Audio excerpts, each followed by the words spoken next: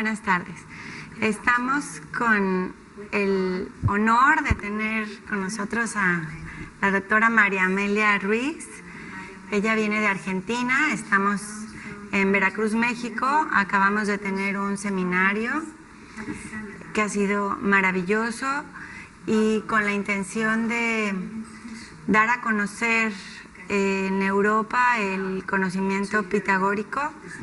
Le pedimos que nos permitiera entrevistarla y grabar este programa. Ame, ¿qué nos podrías decir qué es para ti la escuela pitagórica? Bueno, la escuela pitagórica para mí es algo muy importante porque es la reedición de lo que hizo el maestro Pitágoras 500 años antes de Cristo. Y pretendemos reeditarla en nuestro siglo y en la actualidad. Por eso me parece importantísimo, no está Pitágoras, entonces creo que se necesita que seamos muchos los que transmitamos su conocimiento. Él decía que todo queda plasmado en el éter. Por consiguiente, la escuela físicamente la pueden destruir, de hecho lo hicieron a través del fuego, pero que un día se iba a reeditar porque ya estaba construida en los espacios etéricos. Y es una escuela que nos enseña a vivir y ser mejores personas. Nos enseña a conocer nuestros cuerpos, nos enseña a conocer las diversas dimensiones que está compuesto nuestro mundo y que a través de nuestros cuerpos manejamos dimensiones y que tenemos que conocer quiénes somos, seres multidimensionales, que venimos con un propósito completamente claro a encarnar. Y quiere develártelo la escuela pitagórica. ¿Cuál es tu propósito de estar vivo en el planeta Tierra? Y uno de los que creo que es tu propósito es integrar la escuela pitagórica y difundirla. Gracias, Ana. ¿Cómo llegas tú a este conocimiento? Bueno, a los 23 años, yo soy abogada. Estudié y me recibí en La Plata, la Universidad de La Plata, provincia de Buenos Aires. Y cuando terminé abogacía, seguí el doctorado, hice las materias del doctorado y las terminé a los 23 años. Y ahí empezó mi tesis, que estuvo como todo muy simpático porque yo quería probar la existencia de leyes divinas a través de la razón. Y que si las leyes humanas no estaban inspiradas en las leyes divinas, a todo ser humano de conciencia no le despertaba la obligación de cumplirlas. Y más bien que los legisladores tendrían que tratar de hacer las leyes humanas en base a las leyes divinas. Entonces, mi profesor, en esos momentos, doctor Carlos Smith, me dijo: muchacha, usted va a tener 100 años y eso es imposible de hacer, porque si prueba la existencia de leyes divinas, prueba la existencia de un legislador cósmico, Dios. Imposible. Y me mandó a leer los 16 tomos de la Suma Teológica. Muy divertido leer los 16 tomos de la Suma Teológica. Bien difícil de entender a Santo Tomás, al menos para mí, con mis 23 años. Me leí todas las cuestiones de la Suma Teológica y después le dije a mi padrino de tesis que ya estaba listo para debatirla con él. Y ahí me di cuenta que él no la había leído. En lo que yo tenía resúmenes, un montón de papeles y digo: bueno, doctor, ahora a debatir la Suma Teológica. Y dice: no, muchacha, ya pasemos eso, y me mandó a leer a San Agustín y así seguí. Haciendo esa investigación es que llegué a Pitágoras. Y para mí fue conmovedor. llegar a Pitágoras. Y ahí empecé a escribir una tesis con mis 20 y pico de años, que fue mi primer libro, Orden Cósmico y un Nuevo Derecho. Pero la publiqué antes de presentarla como tesis, porque mi padrino de tesis primero me dijo que si me avalaba mi tesis, a él, que le decían el loco Smith, le iban a decir el re loco. Y entonces que no estaba dispuesto a avalar mi tesis. Pero eso me lo dijo después de una noche sin dormir, leyendo Orden Cósmico. Vino a las 6 de la mañana a casa y luego pasa una semana y me vino a buscar diciendo que quería llevarme a todos los congresos internacionales de filosofía que había, porque yo era muy chica y entonces que había toda gente muy grande en esos congresos y que era como la gallina de los huevos de oro, que se había dado ese huevo, podía seguir dando más y que entonces era así como exponerme, ¿no? Y yo, como siempre fui de cueva, le dije que me perdone, pero que no podía hacer eso. Y bueno, nos dejamos de ver y bueno, yo seguí mi camino. Ahí, ese fue el primer libro, Orden Cósmico y un Nuevo Derecho, y enseguida siguió el primer libro de Pitágoras, Autoaprendizaje de Vida. Luego, así fueron varios libros publicados, eran 7 más o menos, pero hay 80, nada más que no publicados. Los manejamos con fotocopias en los cursos que siempre seguí dando. Entonces, eso ocurrió hace 30 años en Argentina. Comencé en Córdoba, porque me caso, ahí nomás muere mi papá, luego me caso con alguien que salió de un monasterio y luego me voy a vivir a una provincia del centro de nuestro país, Córdoba. Y entonces sigo ahí la difusión. Y seguí siempre, toda la vida escribiendo, por eso voy más o menos por el libro 80. Pero no han salido los otros libros porque primero yo no tenía mucho interés en que saliese. Pitágoras escribió un solo libro, el Hieros Logos, la palabra sagrada, y decía que la difusión del conocimiento se hacía de boca a boca y que una vez que un ser humano tomaba el conocimiento, primero intervenía la memoria, luego le llegaba al corazón y empezaba con la intención de querer hacerlo vida, que eso podía llevarle mucho tiempo. Luego se bajaba hasta este punto, que es el plexo solar, que recién se consideraba como que lo iba a hacer vida hoy, y entonces después de este huevo volvía la luz a la frente y recién ahí estaba en condiciones de hablarlo. Pero entonces no le daba mucha importancia a la escritura. Yo por eso consideré que lo más importante era difundirlo boca a boca. Nunca acepté medios masivos de comunicación.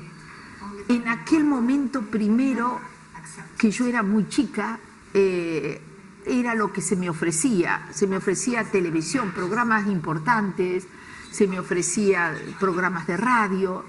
Yo consideraba que no tenía que ser así. Por eso, después de 30 años de difusión, de haber empezado en Argentina, recién ahora accedo a este medio.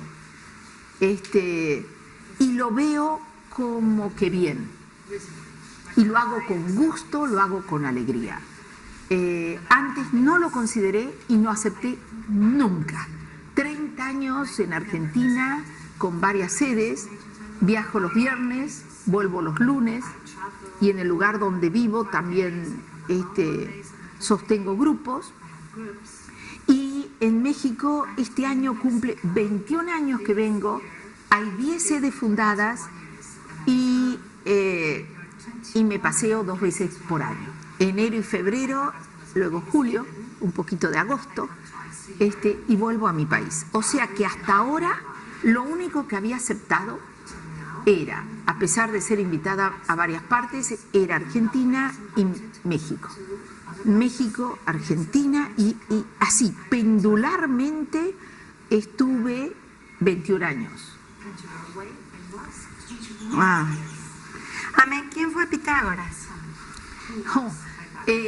Bueno, Pitágoras fue un ser muy admirable en su época.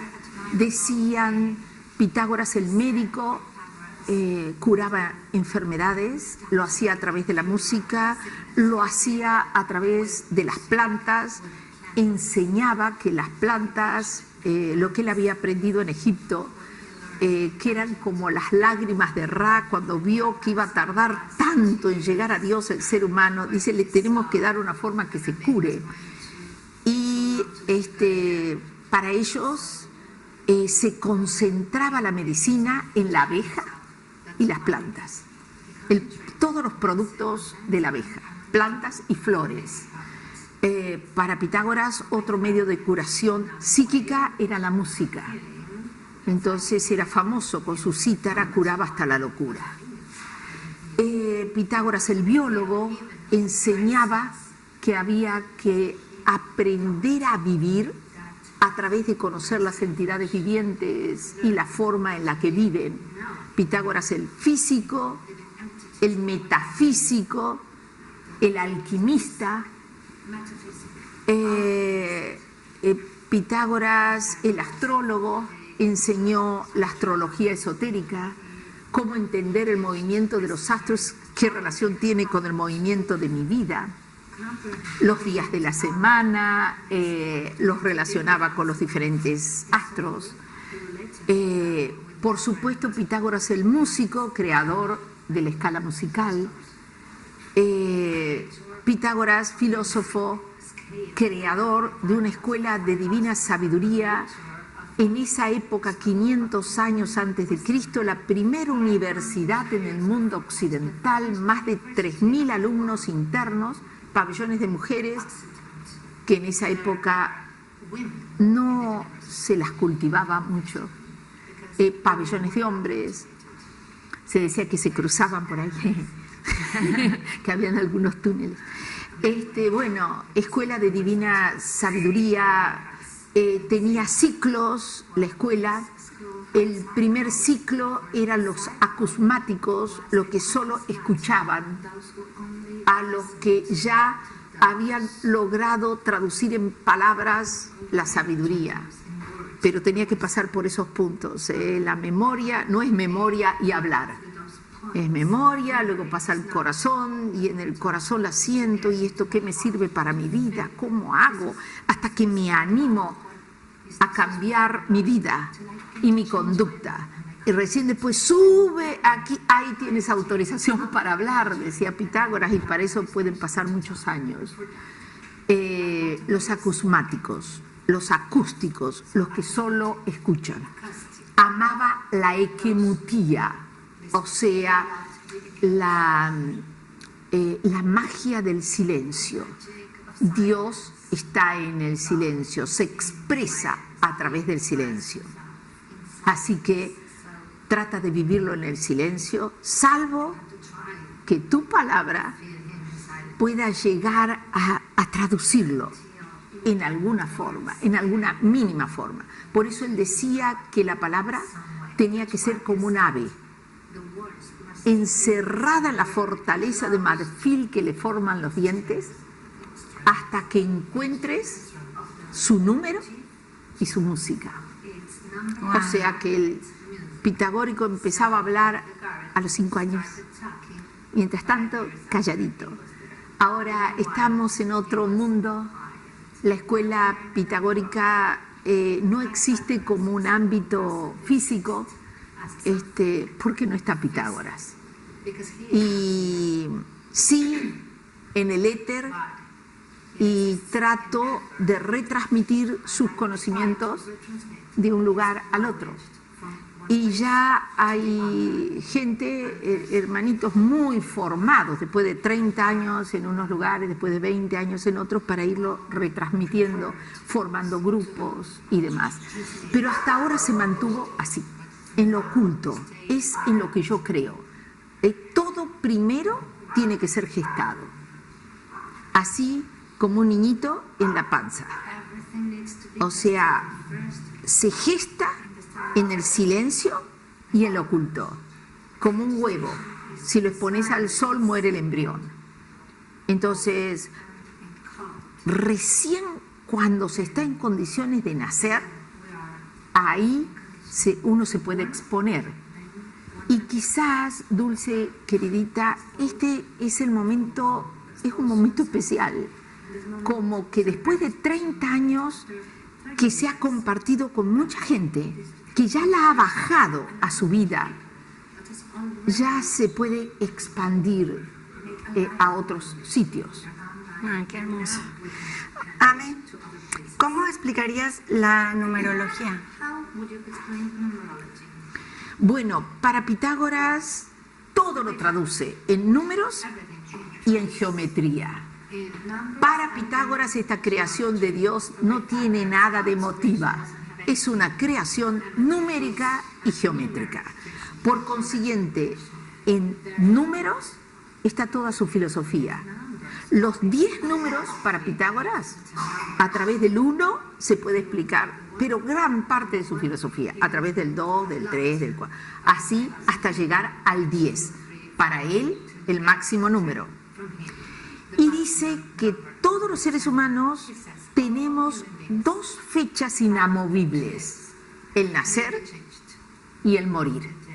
Nadie se muere ni un minuto después al que programó. Programó minuto, día, mes, año. Y programó también su día de nacimiento.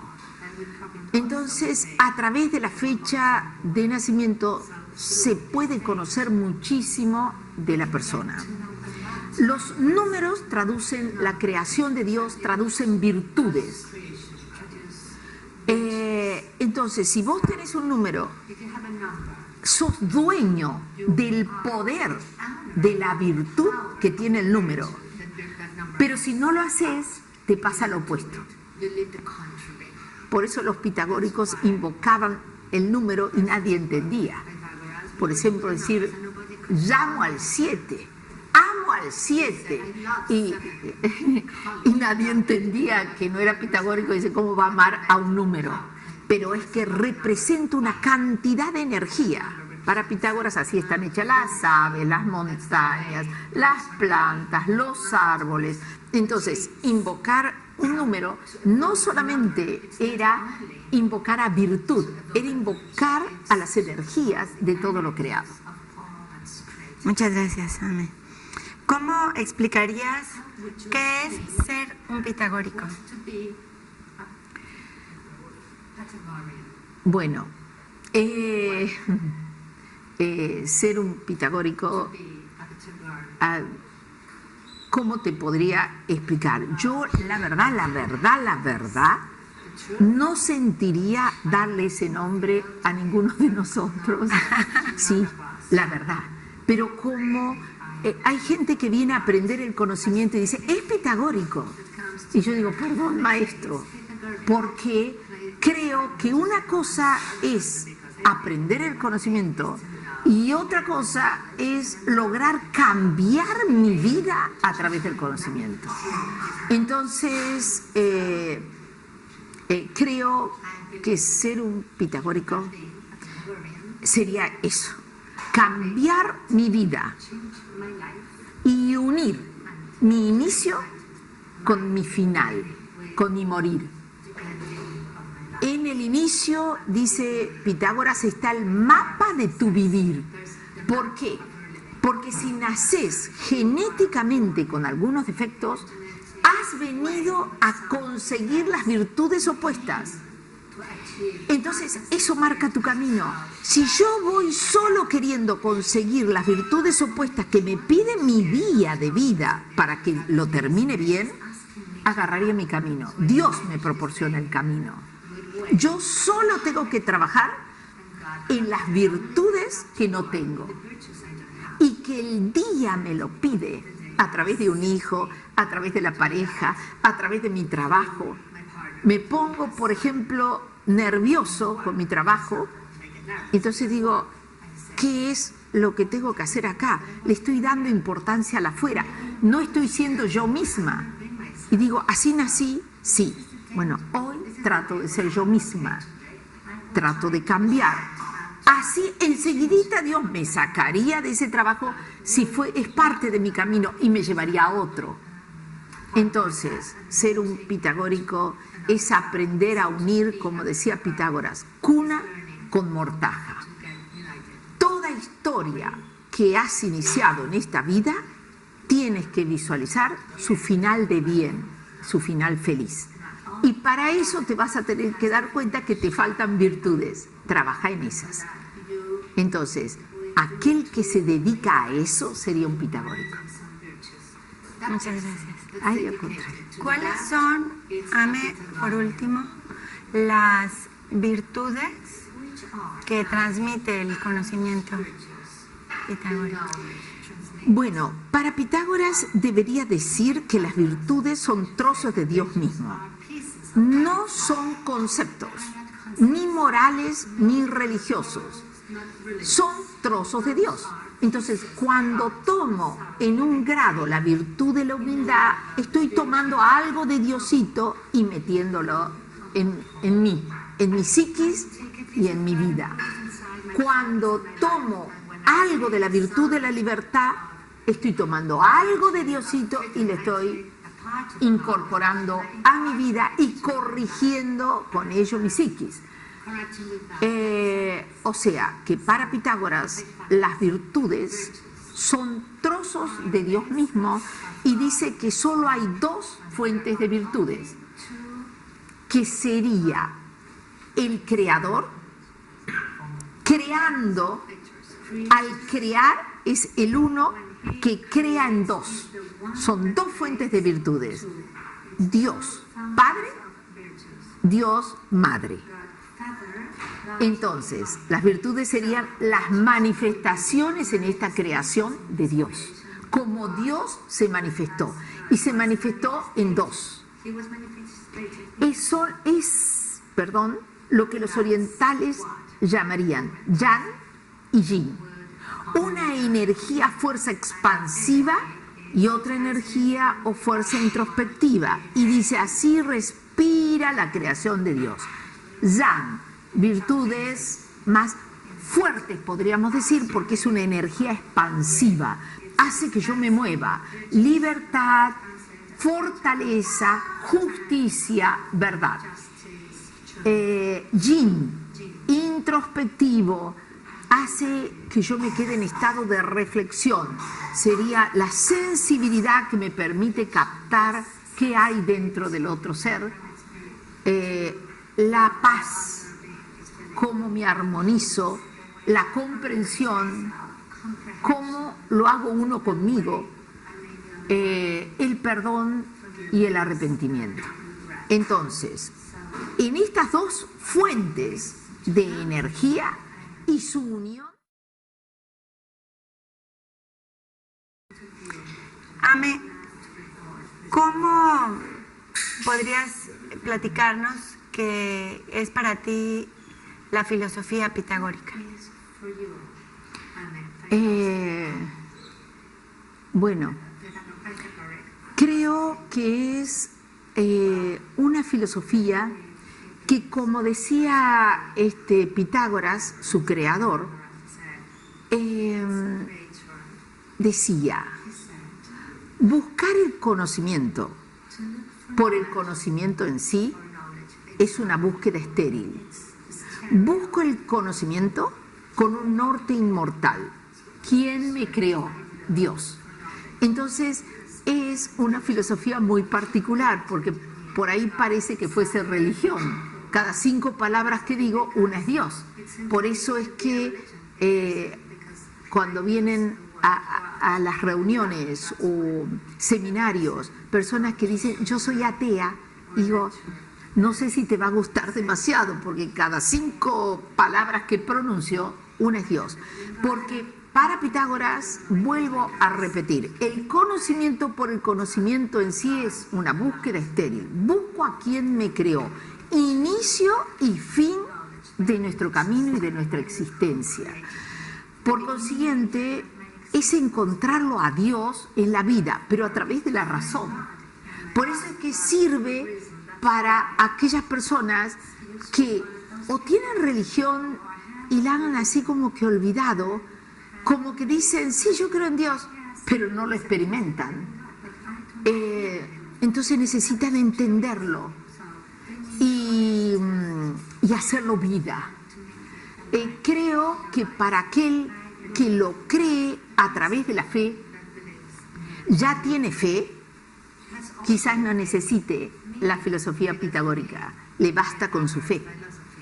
Pero aquel que crea, que quiere tener fe, que quiere incorporar a Dios en su vida, ahí está el ofrecimiento de un montón de conocimientos que da Pitágoras desde diversos aspectos de la vida para encontrarlo a Dios en el mundo y en la vida y en uno mismo, a través de los cuerpos que uno tiene. Ame, ¿cuáles son las ventajas que tú podrías encontrar como mayores ventajas de la filosofía pitagórica o del conocimiento? Bueno, no sé si ventaja sería la palabra, pero yo diría, este conocimiento, hermanita querida, nos lleva a entendernos a nosotros y puedo encontrar explicación con razón. Yo viví lo que viví, con razón, entro a entender mi vida, entro a entender mis cuerpos, entro a entender por qué nací en el país que nací, por qué fui concebida como fui concebida, por qué elegí los papás que elegí, para qué, por qué y para qué la forma de gestarme, por qué y para qué mi nacimiento, por qué y para qué toda la cantidad de personas que han intervenido en mi vida. Empiezo a encontrar los por qué y para qué de todo.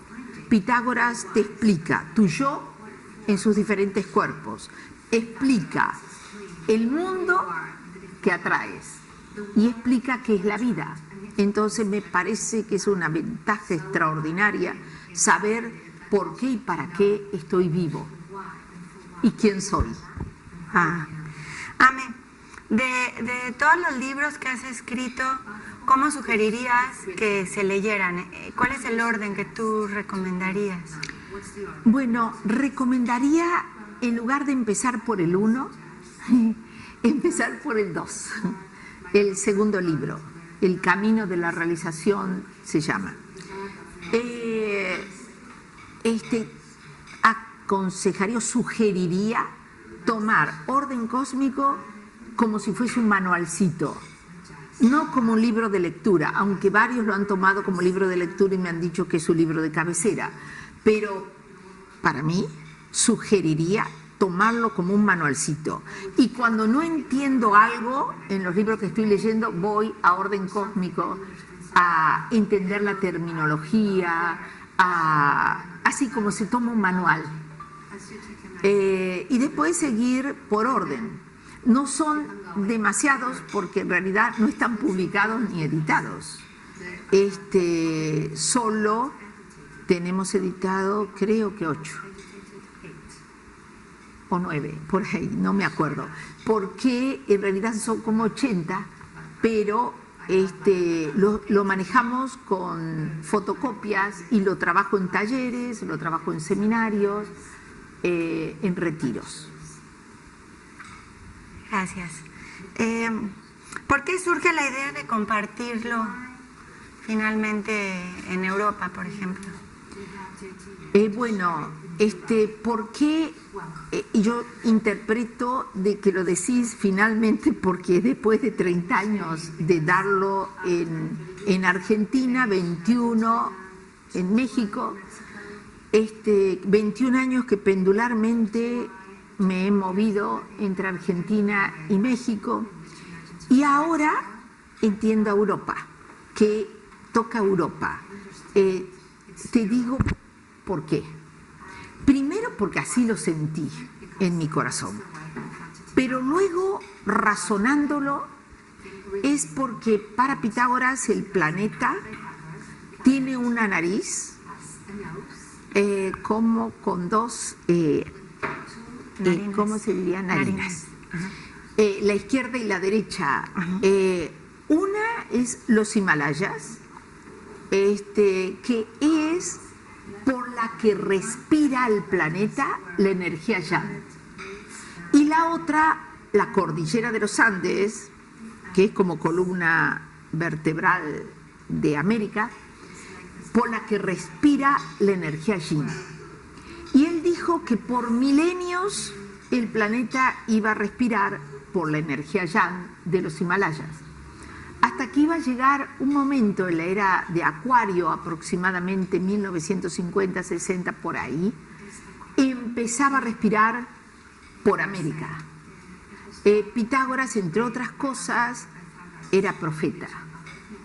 Por ejemplo, él al conocer a Buda, reconoce en Buda una encarnación mesiánica y dice, y dentro de 500 años va a venir en su última encarnación mesiánica como Jesús de Nazaret, origen del catolicismo. Pero entonces él decía que unos 2000 años después de Jesús de Nazaret era todo un momento especial de cambio de ciclo evolutivo en el planeta Tierra, que solo Dios sabe los tiempos, ¿no? Pero que empezaba todo un cambio, se cerraba una era vieja y empezaba otra, y que en esa época de cierre se necesitaba la respiración de la cordillera de los Andes, que respirase el yin, y que le tocaba a sus habitantes a lo largo de la cordillera de los Andes bajar y hacer vida al conocimiento. Entonces, y eso por una masa crítica. Solo Dios sabe ese número de la masa crítica. Pero bueno, después de andar así todo este tiempo, pero en lo oculto, vuelvo a decir, sin medios masivos de comunicación, Pitágoras siempre se cultivó en cuevas. Siempre me resultó muy difícil salir, ahora cada vez menos, pero medios masivos, repito, creo que te lo dije, nunca acepté. Consideraba que el conocimiento, que es casi transmisión de un trozo de Dios, recibido a lo mejor tirado en un sillón, con una así, no sé, no me resultaba, como que digo, no, esto tiene que ser buscado, personas que lo busquen, como se busca lo sagrado se lo busca, no es como aquello que venden los vendedores ambulantes en la calle. Se da en lo oculto, en lo secreto, y la persona que llega le tiene que costar y lo tiene que buscar, aunque sean muchísimos menos personas, pero a esas personas le va a resultar como difícil el acceso al conocimiento, y es porque están maduros para recibirlo y porque ellos lo van a bajar. Bueno, es al menos como yo lo entendí, y creo de que ese proceso se hizo en estos 30 años en Argentina y estos 21 años en México, y que ya se bajó, aunque sea en una pequeñita medida, y ya se puede expandir. Ame, ¿cuáles eran los requisitos en la escuela pitagórica hace 3000 años para poder ingresar? Estaba Pitágoras, y el proceso era el siguiente. Primero, cuando se llegaba a la escuela, había un enorme cartel que decía, atrás, los que estén dispuestos a profanar la vida en el bien. Atrás, los profanos. Entonces dice que el que quería entrar, ahí nomás quedaba, porque, bueno, eso ya era como un detenete. Esto no es solamente aprender, es vivir. Luego, si querías entrar, habían 2 días en los que se estaba en una cueva con muy poquito alimento, con toda el agua que querías y solo. Una cueva, se decía, estaba la escuela pitagórica en Crotona, en el Golfo de Tarento, en lo que ahora es Italia, pero antes era la Magna Grecia. Y esa cueva se decía que se oían voces, que no era fácil estar ahí. Entonces muchos salían disparando, o sea, no terminaban los 2 días. Luego, en esa cueva lo único que tenías era vos, en tu propia soledad. Silencio total. Y escrito en alguna pizarra una frase críptica. Los intelectuales se rompían la cabeza porque la querían interpretar, y son frases que no son accesibles a la lógica sino al corazón. Como no enciendas tu antorcha en pleno mediodía. Algunas de esas frases crípticas que manejaba Pitágoras. Entonces, si la persona subsistía después de esos 2 días de soledad en un sitio no fácil, pasaban por el maestro. Y el maestro analizaba sus gestos, su postura corporal, su expresión, todo, tono de voz, forma de mirar, en fin. Y decía que para estar en la escuela pitagórica solo se necesitaba una cosa: acepta a las personas y las situaciones como son, sé razonable. Entonces, ¿por qué? Porque si ahí convivían miles de personas y no había policía, si vos no aceptabas a los otros como son, no te dabas cuenta que el otro no te lo hace a vos, sino es así, es imposible la convivencia de miles de personas. Y esta escuela llegó a tener 3.000 alumnos conviviendo juntos por muchos años. Entonces, ese era el requisito. Lo que para Pitágoras era la base o el piso de la conciencia. Dice, la conciencia tiene 7 niveles, decía. Y basta que saques el primero para poder acceder al conocimiento. El primero te dice, acepta a tu papá como es, sé razonable. Sus errores no te lo hace a vos, lo hace, es así. Acepta a tu mamá como es, sé razonable. Sus errores no te los hace a ti, es así. Entonces, en los versos áureos, lo tenía como un principio. Acepta a las personas y las situaciones como son. No te dice, sé bueno. No te dice, te vas a ganar el cielo. No, sé razonable. Todo el afuera es objetivo, es lo que es. Entonces vos tenés que ver que siendo lo que es el afuera que magnetizás, ¿cómo vas a ser vos y cómo te tenés que mover para que esa relación termine feliz? Entonces, ese sería para tu pregunta la respuesta. Aceptar a las personas y a las situaciones como son. Tener despierto el primer piso de la conciencia. Te digo que cuando digo esto ante las personas que están viniendo hace 20 o 30 años al conocimiento, me dicen, si esto estuviese vigente ahora no queda uno. En fin, pero eso es lo que se necesitaba cuando estaba el maestro.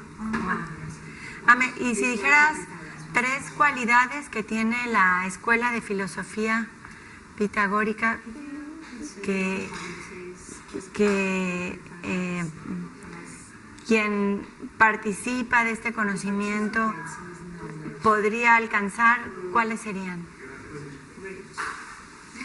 Bueno, Pitágoras habla del triángulo del conocimiento. Dice que un lado está hecho de sabiduría, búsqueda de la verdad, y que para descubrir la verdad están las ciencias, están las filosofías, diversas filosofías, y buscan y buscan y buscan la verdad. Lo logran en alguna medida. El otro lado del triángulo es la búsqueda de la bondad y el bien. Lo buscan las religiones, en una forma, en otra, a veces prometiéndote recompensas si sos bueno, en fin, en su forma, pero buscan el bien y la bondad, las religiones. Y luego decía, la base del triángulo lo busca aquel que busca el amor y la sabiduría y la verdad, hace ese tercer lado, la base del triángulo, que sería el arte de vivir. ¿Cómo hago, después que conozco la verdad, para transformar mi forma de hablar, mi forma de gesticular ante mi hijo, ante mi pareja, ante mis amigos, ante mis padres? ¿Cómo hago cuando conocí la verdad para traducirla en palabras? ¿Cómo hago para meterla en actos? ¿Cómo hago cuando yo conozco el bien y la bondad para transformar mi vida y transformar la bondad en conducta humana? Es un arte. Entonces, para Pitágoras, el artista no era cualquiera, era aquel que había recibido el llamado de Dios, a través de la bondad y a través de la verdad. Entonces, que en su escultura, en su pintura, en su arte, se vea verdad y se vea bondad. Y él decía que cuando eras un genio y eras artista, que eras un peligro, porque podías poner en arte, que perdura por cientos de años, tus frustraciones, tus miedos, tus pasiones descontroladas. Él enseñaba a los artistas de la escuela pitagórica a destruir esas obras. Haces un bien a la humanidad, porque encima, si sos genial, todos quedan así, observando la obra que lleva una energía de frustración o de miedo o de pasión descontrolada. Wow. Oye, Ame, y por ejemplo, para Pitágoras, ¿qué es la templanza? Ay, es algo vital. Para Pitágoras era el primer paso, o sea, luego de admitirlo en la escuela pitagórica, lo primero que hacía era templar al discípulo. ¿Y eso qué significa? Que sea resistente a las burlas, a las agresiones, a las ofensas. Primer paso de entrada en la escuela pitagórica. Porque una persona que no resistía y no permanecía siendo él mismo a las burlas, a las agresiones, a las ofensas, iba a ser un ser totalmente cambiable por el afuera. Entonces el afuera lo puede hacer enojar, el afuera lo hace entristecer, el afuera lo hace asustarse. Y entonces el templarlo ante las burlas, las agresiones, las ofensas, era algo importantísimo. Por ejemplo, una vez que eras aceptado, el que te va feliz a sentarte en tu lugar y no tener lugar. O sea, pequeños juegos. Empezaba y si la persona se sentía mal por eso y ofendido, que a qué escuela entré. Son unos descorteses, ¿cómo puede ser? Y no esperaba paciente. Bueno, había que templarlo, había que lograr que él mismo se dé cuenta que no tenía templanza. Entonces no iba a tener templanza para comer, para dormir, para control de sus 5 sentidos. Entonces decía, el cerebro es como la vasija de la alquimia, está hecho de vidrio. Si no resiste a las presiones internas, no va a resistir a las presiones externas de las situaciones de la vida. Entonces, uno tenía que templarse y decir, hoy voy a ir a un sitio que comúnmente no me gusta y sin embargo voy a ir a pasarlo feliz. Pequeñas cositas, así me voy templando. Entonces, esa sería presión interna. Entonces resisto a las presiones externas de las situaciones difíciles de la vida, que son como un fuego. Entonces el vidrio se templa primero por dentro para estar templado por fuera, y si no se quiebra, y que así son las psiquis humanas. Oye, por último, después de esto tan enriquecedor, muchas gracias, me gustaría preguntarte el tema de la alegría, o sea, ¿cómo es que se plasma con alegría lo que se hace? Bueno, Pitágoras decía que la escuela pitagórica podía oler a cualquier cosa menos a tristeza, a dolor, a culpa, a frustración, porque enseñaba a los discípulos la alegría. ¿Y eso qué significaba? No hagas más de lo que puedes hacer con alegría, con gusto, con encanto. No hagas más de eso, no estás en condiciones. Entonces, ¿cómo sería eso?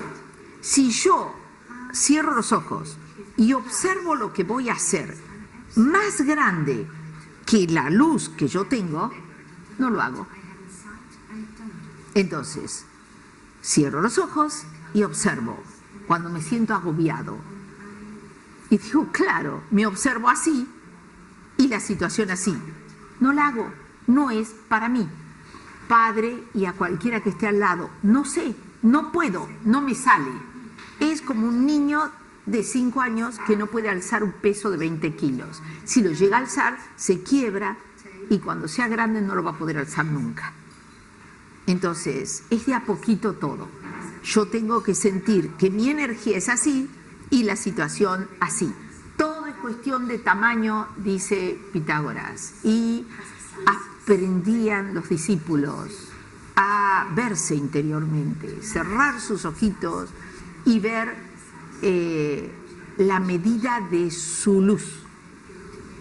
Y así como una intimidad, cuento que cuando yo, o sea, era chica, pero ya era abogada, unos 22 años, y subía por las escalinatas de los tribunales del lugar donde vivía La Plata, provincia de Buenos Aires, siempre recuerdo que yo, mientras iba subiendo, yo cerraba mis ojos y casi todas las veces veía que a medida que iba subiendo los escalones yo me iba haciendo más chiquita, más chiquita, más chiquita, y yo creo que llegaba como un gusano. Cuando estaba por entrar unas puertas gigantescas abiertas, me veía una cosita así, y siempre, pero por una intuición, yo sentía así, no puedo entrar. Y entonces bajaba. Y decía, ay, que nadie me vea subir y bajar, porque quedaba horrible. Decía, ¿esta qué hace? Iba con mi portafolio, pero esa era mi visión. Que tribunales se hacía enorme, era una cosa enorme, y yo era una cosa infinitesimal, chiquitita, que quería plasmar el bien en medio del mal, que yo sabía de muchos abogados manejando cosas muy feas. Y entonces, como las iba reflexionando, iba considerando como que el mal era enorme y que la representante del bien era una minucia. Y digo, Dios, esto está horrible. ante Dios, ¿no?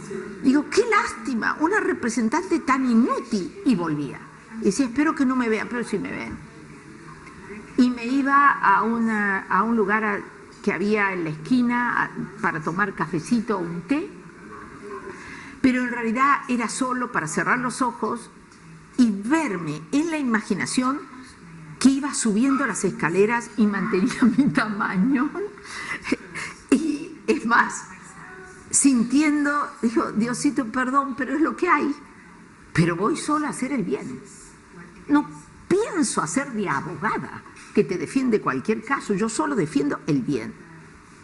Y entonces no puedo tomar tamaño pequeño, que mi cerebro mande como que el bien es pequeño y como que el mal es grande. Eso es una mala información de aquí, lo tengo que cambiar. Y entonces estaba hasta que veía al revés, como que veía que esta miseria de ser humano era una miseria, pero transmitía luz, y que el tribunal era así de chiquito, y que todos los que se equivocaban ahí eran chiquititos, podían caber en la palma de la mano, mientras que yo quisiese irradiar el bien.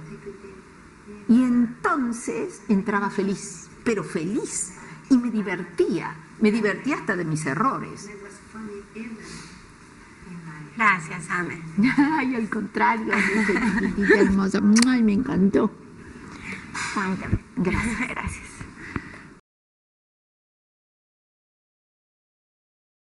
Gracias por acompañarnos. Este momento es para dar a conocer a la doctora María Amelia Ruiz, quien es la fundadora de la Escuela de Filosofía Pitagórica en Argentina y en México. Y me gustaría preguntarte, Ame,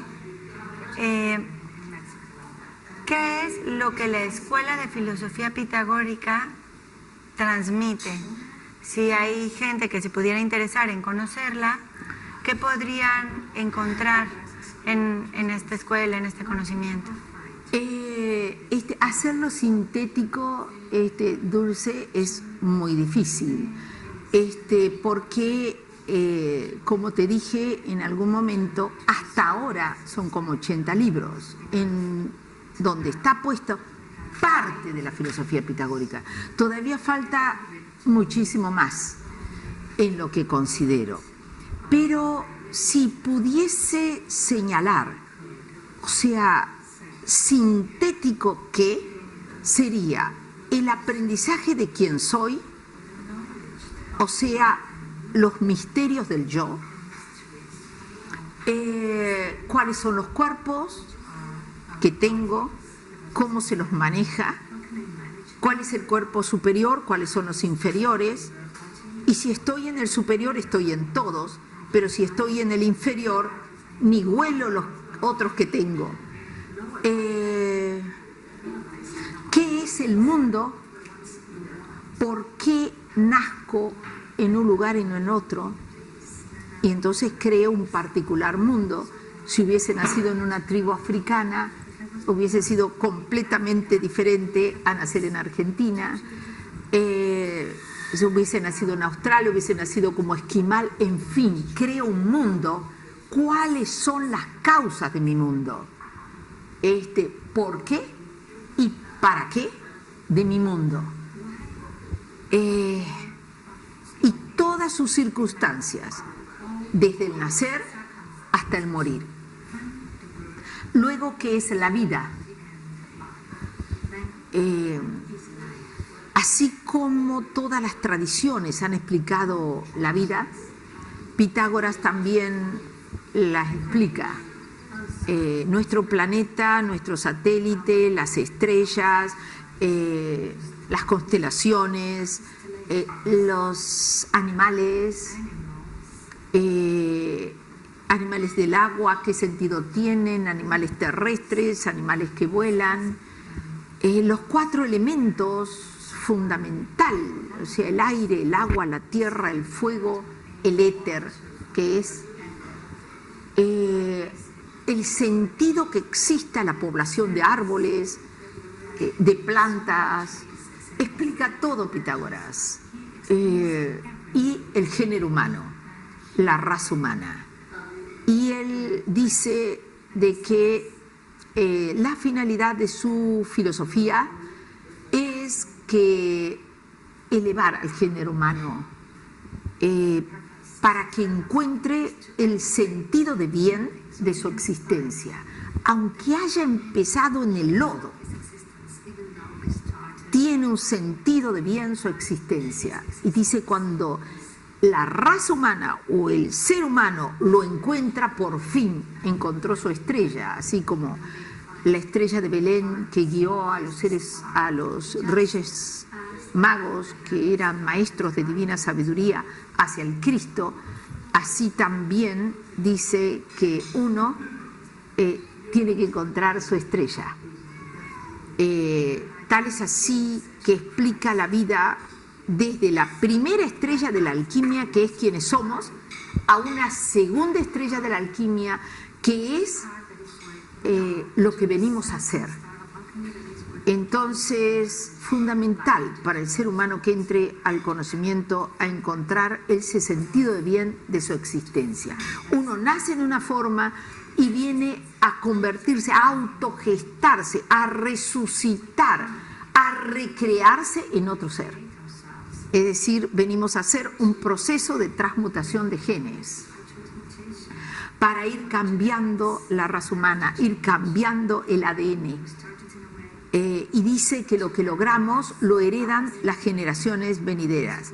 Él dice, por 7 generaciones transmites todo lo que has aprendido, lo cual, como el 7 es un número de cierre para Pitágoras, es, o sea, para siempre, se hereda para siempre. Bueno, el yo, el mundo, la vida. Venimos a aprender eso a la escuela pitagórica, con todo lo que eso implica, ¿no? Muchas gracias, Ame. Yo entiendo que es una forma de hacerme cargo de mí y no echarle la culpa a los demás. Bueno, ¿no? Entenderlo. Vital. Sí. Cuando yo entiendo las leyes que rigen todo lo creado, hay 2 leyes fundamentales que es importante que entienda. Uno, que la creación es magnética. Por consiguiente, que yo saco las virtudes del otro con virtudes propias. Y yo saco los defectos del otro con defectos propios. Y que el otro está para que yo me conozca. Con sus defectos yo saco defectos. Yo vengo a transformar mis defectos, no a corregir al otro. Entonces Pitágoras te dice, hasta el punto que entiendas, no hay ningún otro. El otro está ahí contratado para que tú te conozcas a ti. Y desde conocerte puedas cambiar. Sí, es un conocimiento vital, fundamental, ley de magnetismo, entiendo, y otra, ley del círculo, otra de las leyes, que son mecanismos que rigen todo lo que existe. Y la ley del círculo dice, hijo mío, todo lo que sale de ti, sea idea, sea sentir, sea palabra, sea acción, tiene una energía. Esa energía vuelve a ti, de manos de cualquiera. O sea que si hoy estamos viviendo algunas situaciones que considero injustas, son solo energías que yo creé alguna vez y que vuelven a mí de manos de cualquiera. La forma de disolver lo desarmónico es, cuando lo creé, arrepentirme, porque me doy cuenta del daño que hice. Y cuando no me arrepentí y pasan las vidas y vuelve la energía creada por mí de manos de otro, darme cuenta que Dios no entrega sombras a sus hijos, solo luz. Por consiguiente, esa energía fue creada por mí en algún momento. Entonces no protesto, no reniego, no me siento culpable, pero simplemente digo, tengo que liberarlo a través del perdón. Si logro perdonar, desarmo esa energía que yo misma creé y que no desarmé en la misma vida a través del arrepentimiento, y lo tengo que desarmar en otra a través del perdón a la persona que me la trae. Gracias, Ame. Oye, ¿y qué significa Pitágoras? Ah, sí. Su nombre tiene un significado. Es Pitya Goras. Pitya, sabiduría. Goras, develación. Lo que pasa que cuando la mamá de Pitágoras, que se llamaba Partenis, estaba embarazada de Pitágoras, ella va con su esposo Nesarco, el padre de Pitágoras, va al oráculo de Delfos. Ahí van a preguntar por un viaje que quería hacer el papá, pero en el oráculo le dicen que Partenis está embarazada y que va a tener un hijo, y que ese hijo venía a develar la divina sabiduría, y que entonces que ellos le tenían que poner Pitágoras, que significa el que viene a develar la sabiduría divina. Por eso, escuela pitagórica no era por su nombre solamente, sino porque es escuela que devela la sabiduría divina.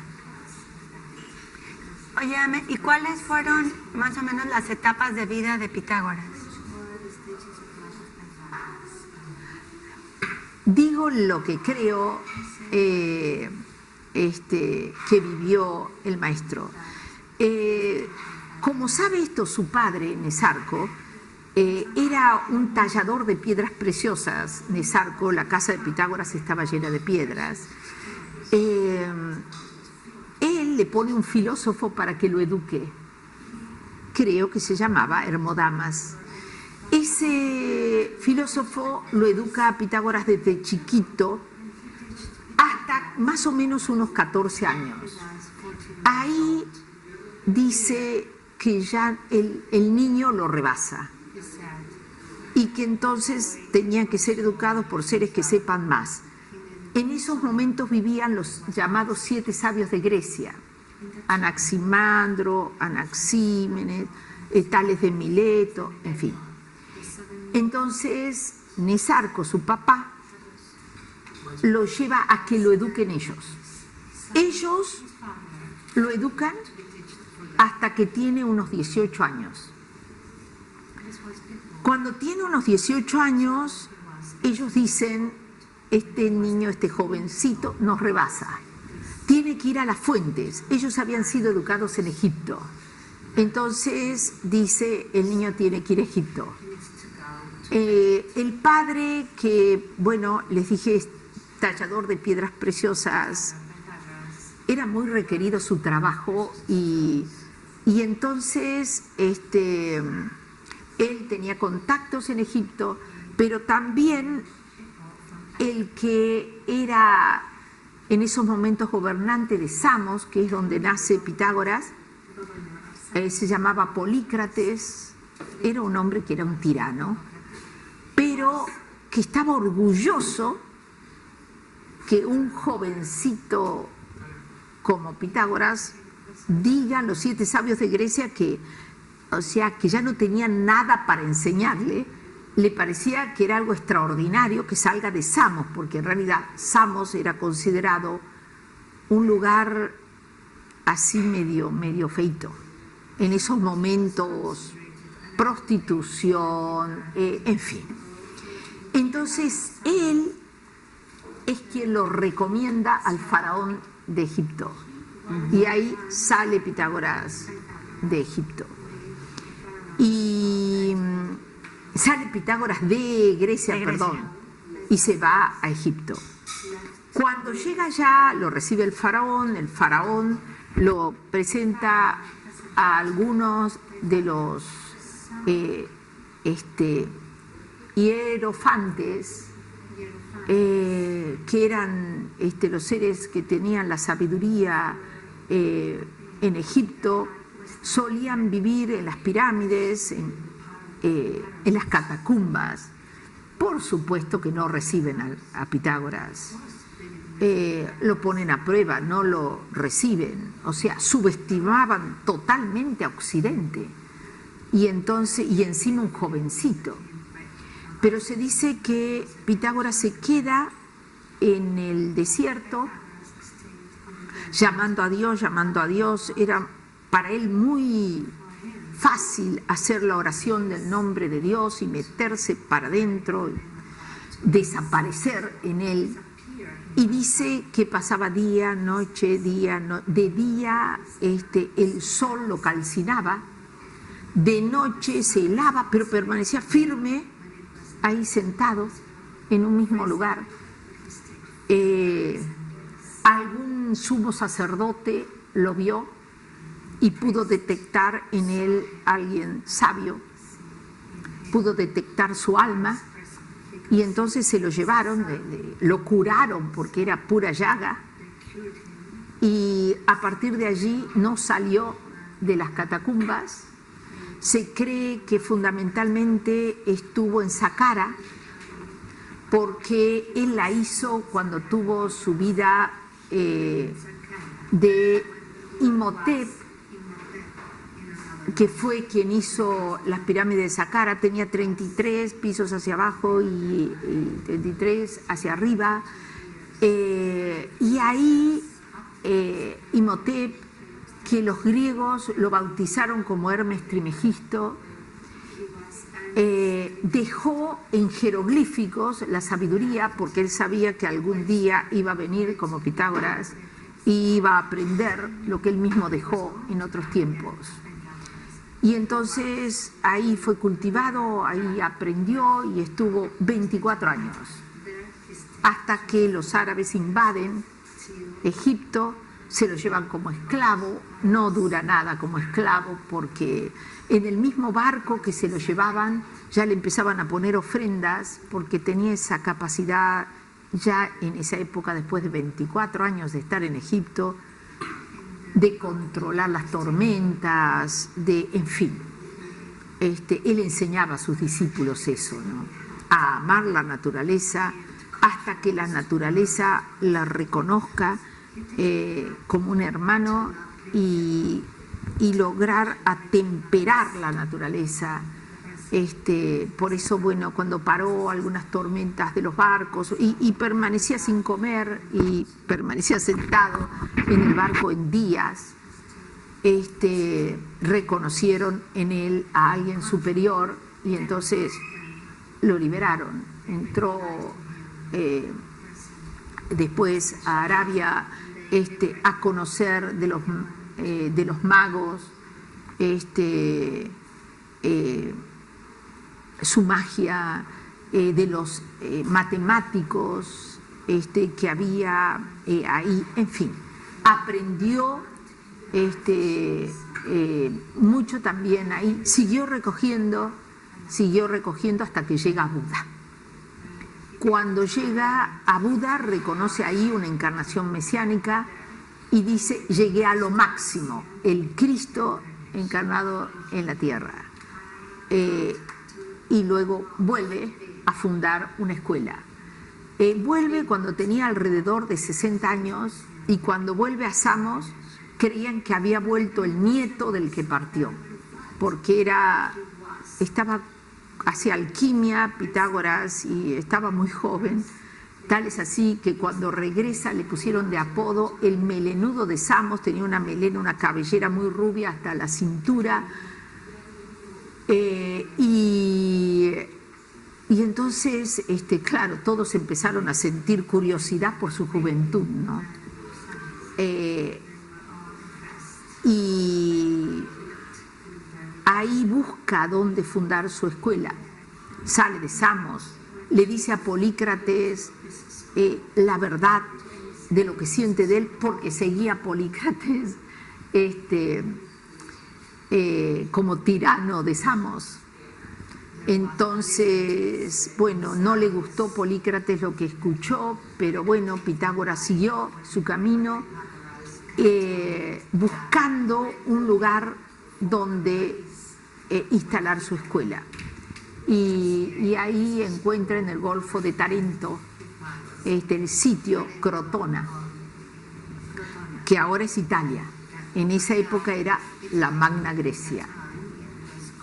Y se dice que empieza a dar su filosofía en lugares así como gimnasios, porque decía que aquel que se disciplina en el cuerpo físico puede tener la capacidad de disciplinar su psiquis.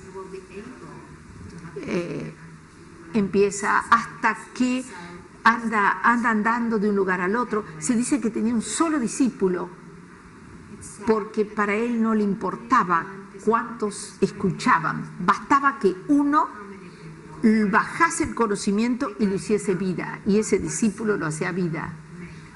Amaba mucho a ese discípulo, hasta que después funda ya la escuela pitagórica. Muchas gracias, Ame. Pues creo que esta es una buena introducción. Muchas gracias. Ay, al contrario. Gracias a vos. Ya, chiquita, hermosa.